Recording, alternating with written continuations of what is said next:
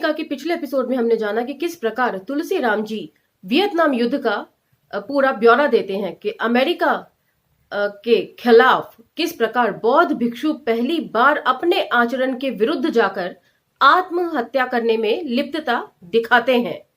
और उसके साथ ही हमने जाना कि किस प्रकार जगह जगह अमेरिका के खिलाफ विरोध प्रदर्शन होते हैं, जिसमें कम्युनिस्टों के साथ साथ समाजवादी नवयुवक भी भरपूर सहयोग करते हैं।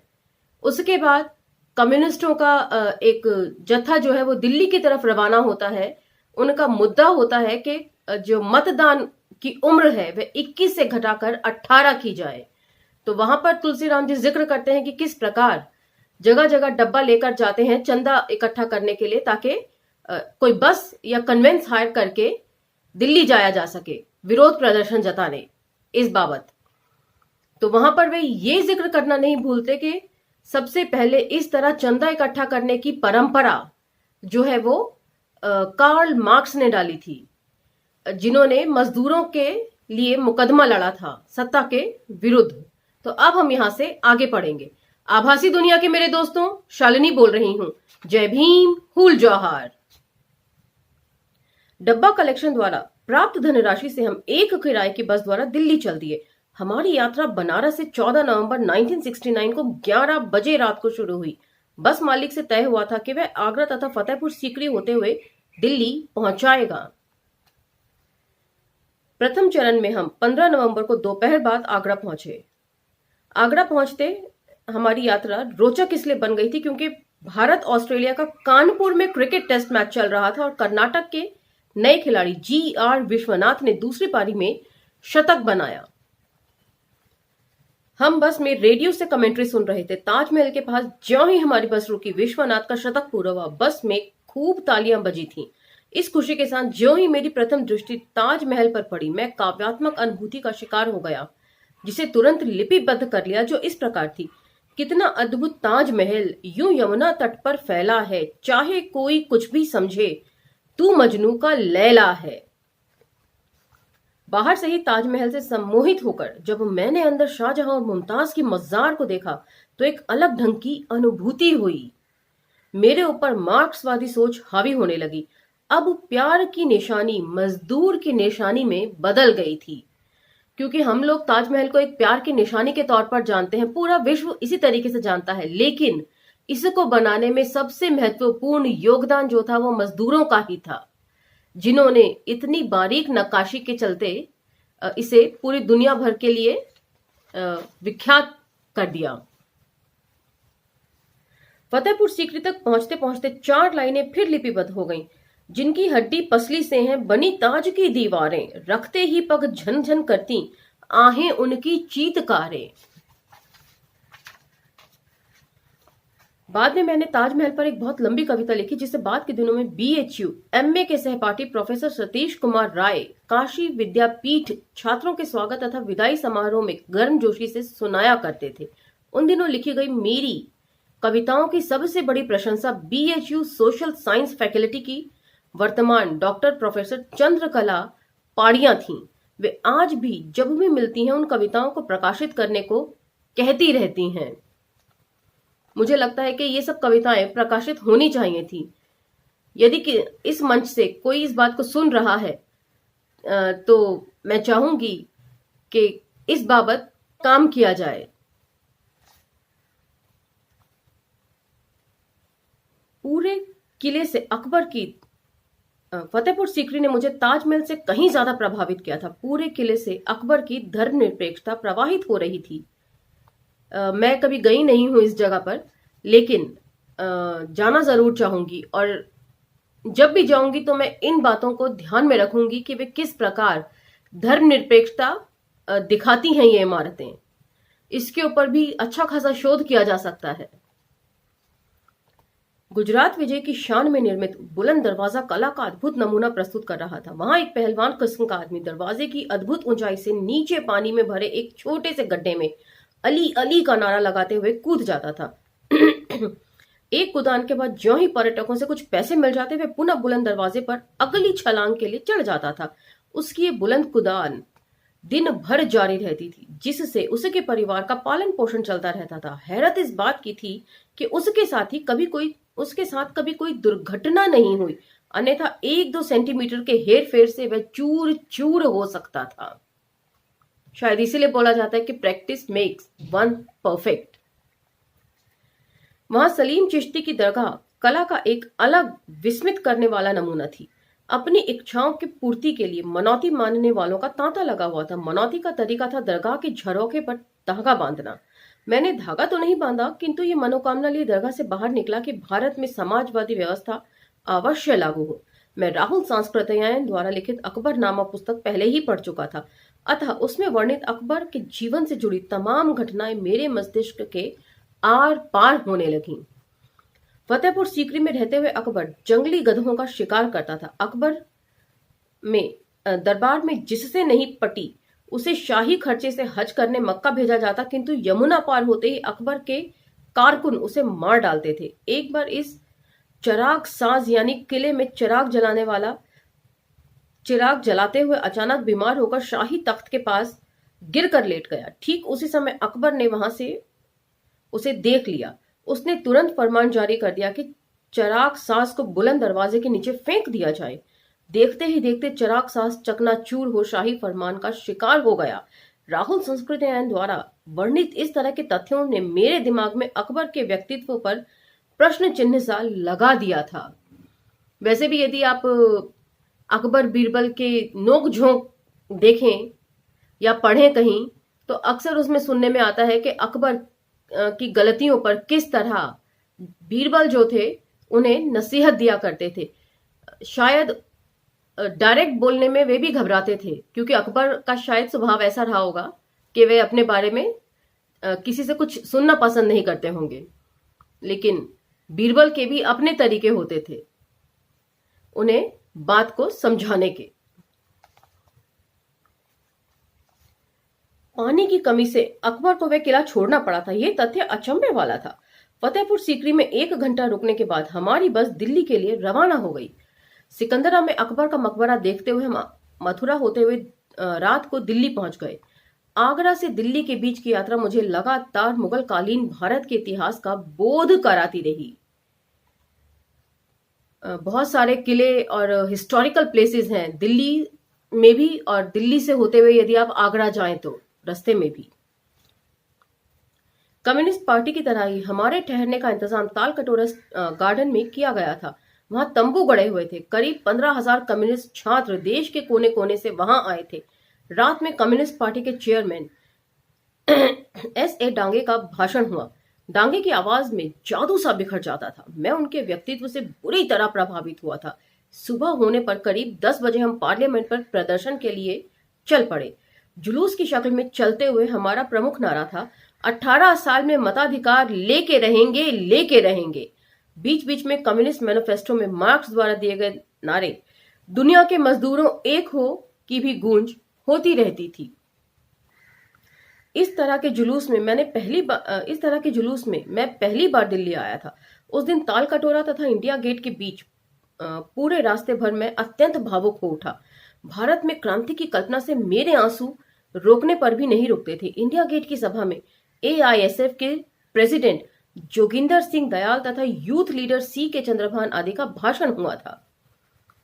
कम्युनिस्ट नेता भूपेश गुप्त ने भी भाषण दिया था। सभा का अंत होने पर छात्रों के डेलीगेशन ने प्रधानमंत्री इंदिरा गांधी को एक मेमोरेंडम दिया था।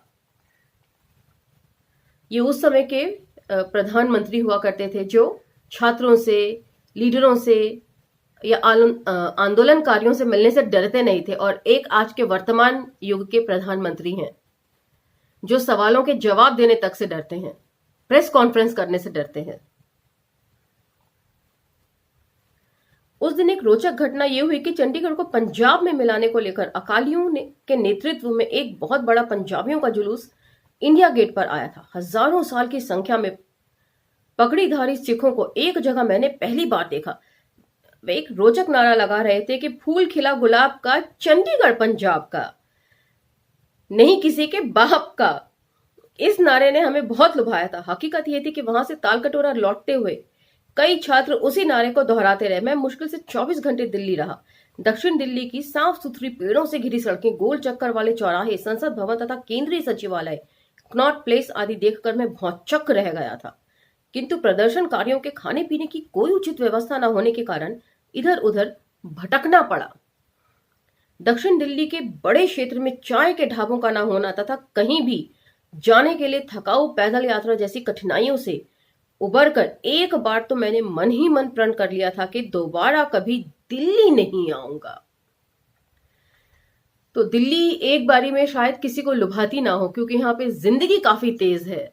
लेकिन जैसे जैसे आप इस तेज रफ्तार जिंदगी में रमते जाते हैं, आप दिल्ली के होते चले जाते हैं। शायद इसीलिए दिल्ली को दिल वालों की कहा गया है। ये सबको अपने अंदर समाहित कर लेती है। पुरातन से लेकर नवीनतम दिल्ली तक आपको यहाँ पे मिल जाएगी देखने को। मेरे दिमाग में बार बार एक बात आती थी कि मेरी जैसी पृष्ठभूमि वाले व्यक्ति के लिए दिल्ली नहीं बनी है। लेकिन बाद में यही चीज गलत साबित हुई।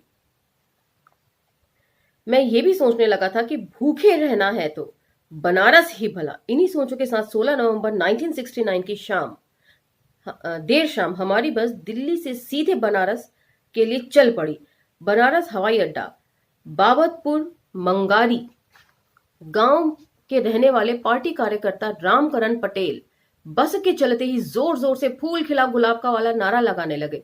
फिर सारी बस यानी इसी नारे से गूंज उठी, जिसके साथ जोरों का ठहाका भी लगा। कुछ समय के लिए हम कम्युनिस्टों का झुंड पंजाब के अकालियों में बदल गया था। शायद इसी को बनारस की मस्ती कहते हैं। तो जगह जगह राजनीति में जो दखल होता है छात्रों का, या किस तरीके से कोई भी फैसला राजनीतिक लिया जाता है, किस तरह का दबाव डाला जाता है, उस सब चीज की भी यहाँ पर भरपूर चर्चा है। तो ये कई तरीके से मुझे महत्वपूर्ण लगती है मणिकर्णिका। पता नहीं आप लोगों को ये क्यों नहीं ठीक लग रही है। शायद इसमें राजनीति ज्यादा डिस्कस हो गई है। लेकिन एक बात समझने वाली है कि हमें भी जो भी अधिकार दलित समाज को मिले हैं, वे भी इसीलिए कि राजनीति के चलते ही ये अधिकार हम तक पहुंचे हैं। तो इसीलिए राजनीति के ऊपर विशेष ध्यान देना चाहिए, दलित संगठनों को भी और हमारे दलित समाज को भी। ये मेरी राय है, अपनी पर्सनल। आप लोग हो सकता है इससे इत्तेफाक ना रखते हो। रामकरण पटेल बड़े जिंदा दिल इंसान थे तथा काशी विद्यापीठ के छात्र थे। उन ठहाकों के बाद पटेल के साथ ही हम सभी ने बार बार से जोर का नारा लगाया, दुनिया के मजदूरों एक हो। इस तरह हमारी बस पुनः कम्युनिज्म की वापसी पर हो गई। जैसे जैसे हमारी बस बनारस की ओर बढ़ती गई, ठीक वैसे ही दिल्ली दूर होती चली गई। सच मानूं तो अपनी प्रथम यात्रा में जिस तरह बनारस और कलकत्ता ने प्रभावित किया था, वैसा दिल्ली नहीं कर पाई। कलकत्ता और बनारस दोनों ही अपने सांस्कृतिक चीजों के लिए जाने जाते हैं, जबकि दिल्ली अपनी नवीनता के लिए भी जानी जाती है। जैसे जैसे आप दिल्ली में घूमते हैं, उसमें रहते हैं, तो आपको वहां के हिस्टोरिकल एस्पेक्ट्स, उसकी पुरातनता भी दिखने लगती है। एक दूसरे के साथ किस तरह लोग बर्ताव करते हैं, मेलजोल करते हैं। ऊपरी तौर पर तो सब कुछ ठीक ही है, लेकिन ऐसा नहीं है कि जातिवाद यहां नहीं है। यहां भी बहुत जातिवाद है। जहां बनारस और कलकत्ता अपने लगे थे, वहीं दिल्ली एकदम पर आई। संयोगवश 1 महीने बाद फिर दिल्ली आना पड़ा। हुआ यह कि दिल्ली में वियतनाम युद्ध विरोधी एक सम्मेलन आयोजित किया गया था। इस बार यह यात्रा रेलगाड़ी से हुई थी। विट्ठल भाई पटेल हाउस में सम्मेलन के दौरान मैंने पहली बार V.K. कृष्ण मेनन को देखा और सुना। साम्राज्यवाद के खिलाफ उनका भाषण बड़ा आकर्षक लगा था। कई समाजवादी देशों के युवा डेलीगेट भी इस सम्मेलन में आए थे। वियतनाम से आई एक युवती ने AISF को एक छुरी उपहार स्वरूप दी थी। वह छुरी वियतनाम युद्ध में मार गिराए एक अमेरिकी युद्ध विमान B-52 के मलबे से बनाई गई थी। स्मरण रहे कि उस समय B-52 दुनिया का सबसे बड़ा आधुनिकतम लड़ाकू विमान हुआ करता था, जिसे सोवियत संघ द्वारा निर्मित सैम 6 मिसाइल द्वारा मार गिराया गया था। सैम 6 मिसाइल की सबसे बड़ी यही विशेषता थी कि ये बिना निशाने के भी इसका इस्तेमाल किया जा सकता था, क्योंकि ये मिसाइल आसमान में गर्मी ढूंढते हुए अपनी दिशा बदलती रहती थी और ये गर्मी बमबारों के इंजन से आती थी, इसलिए अमेरिकी लड़ाकू विमानों के लिए ये मिसाइल कब्रगाह का काम करती थी। और पहले ही जिक्र हो चुका है कि अमेरिका और सोवियत रूस के बीच में कोल्ड वॉर जो थी इस वक्त अपने चरम पर थी।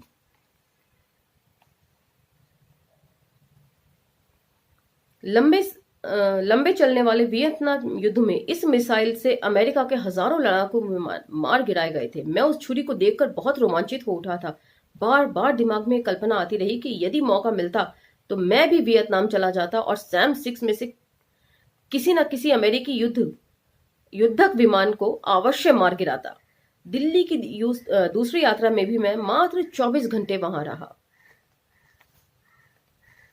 तो यहाँ पर एक जो युवा अवस्था में चंचलता होती है, माइंड स्टेबल नहीं होता है और कई तरह से हम अपने आप को प्रोजेक्ट करते हैं, जो चीज देखते हैं उसी की तरफ आकर्षित हो जाते हैं। उसी चीज का यहाँ पर जिक्र कर रहे हैं तुलसीराम जी कि किस प्रकार वे उस वक्त सोचने लगे कि काश मैं भी एक पायलट होता और अमेरिका को मार गिराता उसके विमानों को। बनारस लौटने पर कई दिनों तक मेरे मस्तिष्क में वियतनाम युद्ध छाया रहा। दिल्ली सम्मेलन के तुरंत बाद एक दिन शाम को गोरख पांडे मेरे निवास कैलाश भवन आए। वे पूछने लगे कि सम्मेलन में क्या हुआ। जब मैंने वियतनामी युवती द्वारा उपहार स्वरूप दी गई अमेरिकी B-52 के मलबे से बनी छुरी का जिक्र किया तो उन्होंने तुरंत कहा कि वियतनाम के हल जोतते किसान तथा पशु चराते चरवाहे भी अपनी पीठ पर सैम 6 लादे काम करते रहते हैं तथा आसमान में ज्यों ही कोई युद्धक विमान दिखाई देता है वे तुरंत उसे मार गिराते हैं। ये कहते हुए वे तैश में आ गए और ऐसा लगने लगा मानो हजारों के बीच भाषण दे रहे हो। वे बोल पड़े, मुझे पूरा विश्वास है कि एक दिन वियतनाम की क्रांतिकारी जनता अमेरिकी समाजवादियों तथा उसके पीछे भागने वाले कुत्तों को अवश्य मार भगाएगी। वे उसी लहजे में कहते रहे कि देख लिया, हजारों के बल पर अमेरिका कभी नहीं लड़ाई जीत सकता। इसीलिए अनर्गल अनैतिक हथकंडों का सहारा लेकर कुछ दिन पहले उसने वियतनामी युवकों के खिलाफ अफवाहें फैलाई थी। उस दिन उनके सामने मैं अकेला था, किंतु हजारों की भीड़ के सामने वाली मुद्रा में गोरख काफी देर तक वियतनाम युद्ध पर बोलते रहे। उनके भाषण के चलते दिल्ली सम्मेलन वाली बातें एकदम विलुप्त हो गई थीं। उस दिन रात का खाना मेरे यहाँ खाकर वे अपने निवास 80 मोहल्ले में चले गए। उन दिनों संस्कृत मठों में स्थापित क्रूर जातिवादी चेतना के कारण वे वहां हमेशा के लिए तिलांजलि देकर 80 मोहल्ले में एक कमरा लेकर रहने लगे थे।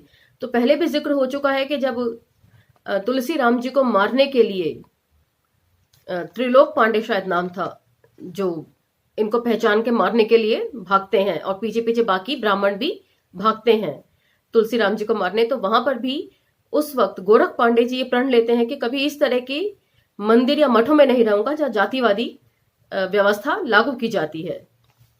तो वही जिक्र है कि बाकी सभी, इसीलिए वो 80 मोहल्ले में जाके रहने लगे किसी मंदिर मठ में रहने की बजाय, जबकि वहां उन्हें मुफ्त में रहने दिया जा सकता था, उनका बहुत खर्चा बच सकता था। तो ऐसे लोगों का भी, जो मैं पहले भी कह चुकी हूं, जिसका जो ड्यू है इन आत्मकथाओं में उन्हें दिया गया है, चाहे वे किसी के भी द्वारा लिखी गई हों। तो अच्छे और बुरे लोग हर समाज में, हर व्यवस्था, हर वर्ण में हैं। वे रात का खाना प्रायः मेरे कमरे पर खाते और दोपहर को वे मुझे अपने कमरे में खाना पकाकर खिलाते। वे अक्सर देवरिया जिला स्थित अपने गांव से चावल, आटा तथा दाल जैसे अन्न लाते रहते थे, जिसका एकमात्र कारण यह था कि अभी वे अपना घर अर्थात गांव का घर पूर्णतया नहीं छोड़े थे। वे बार बार ये बात दोहराते थे कि मेरा बाप जमींदार है, इसलिए वह भी शोषक है। सन 1969 का साल हम दोनों के लिए कई अर्थों में प्रेरणादायक सिद्ध हुआ था। वह एक ऐसा दौर था जब हम कोई भी चीज पढ़ते तो उससे प्रभावित हो जाते और लंबे समय तक उस पर आपस में चर्चा करते रहते। उन दिनों कम्युनिस्ट पार्टी से एक सदस्य त्रिलोकीनाथ यादव की लंका पर यूनिवर्सल बुक डिपो नामक किताबों की दुकान थी। मैं उस दुकान पर रोज ही एक बार अवश्य जाया करता था। वहां लंदन तथा पेंगुइन पब्लिकेशंस की ढेर सारी नव प्रकाशित किताबें आया करती थी। मैं प्रायः उलट पुलट कर इन किताबों को देखा करता था। इस प्रक्रिया में मुझे एक दिन प्रसिद्ध फ्रेंच दार्शनिक ज्यां पाल सार्त्र की पुस्तक बीइंग एंड नथिंगनेस मिली। गोरख के आग्रह पर मैंने उसे खरीद लिया। दाम था 18 रुपए। उन्होंने कहा कि इस पुस्तक को पहले वे खुद पढ़ेंगे। पूरी किताब को पढ़कर वे मेरे कमरे पर आए और बताने लगे, सार्त्र ने इस किताब में अपने अस्तित्ववादी दर्शन की स्थापना की है। उसने रेने देकार्त के दर्शन काजिटे आर्गेसम अर्थात I think therefore I exist अर्थात मैं सोचता हूं इसीलिए मेरा अस्तित्व है को उलट दिया। सार्त्र ने कहा आर्गोसम काजिटो यानी मेरा अस्तित्व है इसीलिए मैं सोचता हूं, आदि आदि। गोरख पांडे के वर्णन से मैं अत्यंत प्रभावित हो उस किताब को पढ़ गया और कुछ समय के लिए मैं भी अस्तित्ववादी बन गया, जिसका कारण यह था कि जिस तरह बचपन से ही मेरी जिंदगी चल रही थी उसे देखकर सोचकर अस्तित्ववादी होना स्वाभाविक सा हो गया था। मेरा अस्तित्ववाद तो 2 वर्षों के भीतर ही लगभग उड़ सा गया, क्योंकि मार्क्स और बुद्ध मेरे ऊपर पूरी तरह हावी थे। किंतु क्रांतिकारी विचारों के साथ साथ गोरख जीवन भर अस्तित्ववाद के हमले से नहीं बच सके। वे अकेले रास्ता चलते बकते रहते थे कि मैं हूं इसीलिए मैं सोचता हूं। कई बार कई छात्र मुझसे पूछते रहते कि गोरख चलते चलते अवांट बवांट क्या बकते रहते हैं। मैं उन्हें सार्थ का अस्तित्ववादी विचार बताता और कहता कि उसी के प्रभाव में गोरख राह चलते बड़बड़ाते रहते हैं। लोग खूब हंसते, किंतु इसी बहाने वे सार्थ के बारे में कुछ न कुछ अवश्य जान लेते थे। तो ये भी एक रोचक पहलू है कि हर चीज को तुलसीराम जी सकारात्मक तरीके से देखते हैं कि बेशक हंस रहे हैं गोरख पांडे जी के ऊपर, जो उनके घनिष्ठ मित्र भी हैं रहे हैं, लेकिन फिर भी इसी बहाने सार्थ के ऊपर चर्चा तो चल रही है। गोरख एक अन्य फ्रेंच दार्शनिक जॉन जेने की भी नकल करने लगे थे। वे मुझको बताते कि जेने औघड़ किस्म का व्यक्ति है जो खाने पीने की चिंता न करके किसी भी सार्वजनिक बस स्टॉप जैसी जगहों पर अखबार बिछाकर सो जाता है। इस तरह गोरख पांडे के अस्तित्ववादी मस्तिष्क में जॉन जेने जैसे ओघड़ भी समाने लगे थे। वे सार्थ की महिला प्रसिद्ध मित्र फ्रेंच लेखिका सिमोन द बुआ तथा उसकी पुस्तक सेकंड सेक्स का भी खूब जिक्र करते और फिर हंसते हुए मुझसे कहते, तुलसी जी मुझे भी एक सिमोन द बुआ दिला दीजिए या चाहिए। तो सिमोन द बुआ, इनकी पुस्तक के कुछ अंश मैंने पढ़े हैं जो बेहद रोचक हैं, एक नई सोच की तरफ आपको बढ़ने के लिए मजबूर कर देंगे। सेकंड सेक्स में उन्होंने इसलिए टाइटल रखा है क्योंकि स्त्रियों को दुनिया भर में बहुत निम्नतर माना जाता है। जो फर्स्ट सेक्स है वो पुरुष माने जाते हैं और औरतें जो हैं वो दोयम दर्जे की मानी जाती हैं। तो उसी के ऊपर उन्होंने वो पूरी पुस्तक लिखी है। सिमोन द बुआ वो ताउम्र अविवाहित रहीं, जबकि उनके पुरुष मित्र, घनिष्ठ मित्र जो थे, वे उनसे शादी करने के लिए सिमोन की शर्तों पर तैयार थे। उसके बावजूद भी सिमोन ने कभी शादी के बंधन में बंधना मंजूर नहीं किया। उसके लिए उनके अपने तर्क हैं। यदि आप पढ़ें तो उन तर्कों से आप इन्फ्लुएंस हुए बगैर नहीं रह सकते। तो आज का ये एपिसोड हम यहीं समाप्त करते हैं। अगले एपिसोड में आपसे फिर भेंट होगी। तब तक लाइक, शेयर, सब्सक्राइब करना ना भूलें। धन्यवाद।